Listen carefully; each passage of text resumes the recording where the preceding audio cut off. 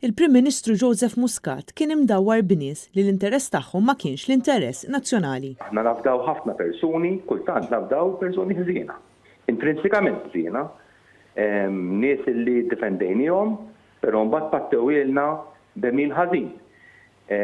Nies li żgwidawna ħajjitna li kellhom lan tagħhom illi mhuwiex wieħed nobbli, mhuwiex wieħed illi wassal għal ġid komuni u għal ġid nazzjonali.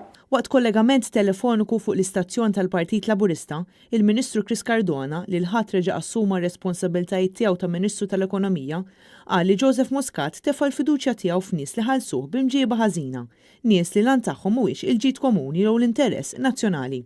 Għalkemm Cardona ma semmix ismijiet, din jidher li kienet referenza għall-ex Chief of Staff ta' Muscat Keith Schembri li kien riċentement interrogat b'konnessjoni mal-qtil ta' Daphne Caruana Galizia wara li ġie implikat mis-suspettat ewlieni Jorgen Fenech. Minn dakinhar il-hawn Schembri ġie rilaxxat filwaqt li Jorgen Fenech trasaq il-qorti u nżamm arrestat. Fl-aħħar jiem kien hemm rapporti li waqt laqgħa tal-Kabinet kien żvelat li Keith Schembri ipprova joħloq frame-up fuq Chris Cardona. Dan qatt ma ġie miċħud u wassal biex l-istess Cardona jitlob il-protezzjoni tal-Parlament, protezzjoni illi ma natax.